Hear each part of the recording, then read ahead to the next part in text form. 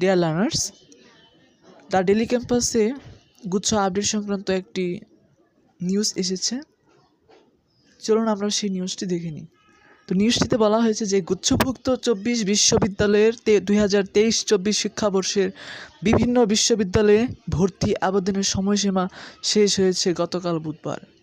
প্রায় 3 লাখ শিক্ষার্থী ভর্তির জন্য আবেদন করেছেন।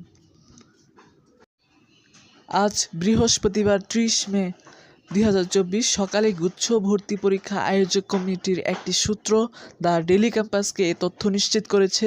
ওই সূত্র জানিয়েছে, বুধবার রাত 12টা পর্যন্ত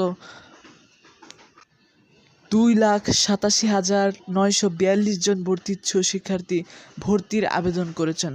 অল্প কিছু শিক্ষার্থী এখনও আবেদন ফি জমা দেননি। আজ বৃহস্পতিবার রাত 12টা পর্যন্ত আবেদন ফি জমা দেওয়া যাবে। নিউজটিতে আরও বলা হয়েছে যে প্রাপ্ত তথ্য অনুযায়ী সবচেয়ে বেশি আবেদন জমা পড়েছে জগন্নাথ বিশ্ববিদ্যালয়ে।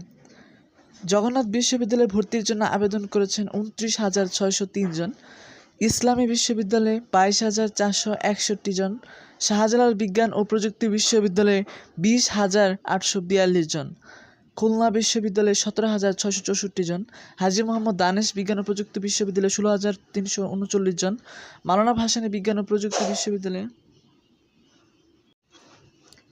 17,987 জন, নোয়াখালী বিজ্ঞান ও প্রযুক্তি 18,825 জন, কুমিল্লা বিশ্ববিদ্যালয়ে 18,980 জন, জাতীয় কবি কাজী নজরুল ইসলাম বিশ্ববিদ্যালয়ে 14,418 জন, যশোর বিজ্ঞান ও প্রযুক্তি বিশ্ববিদ্যালয়ে 12,673 জন ভর্তিচ্ছু শিক্ষার্থী আবেদন করেছেন।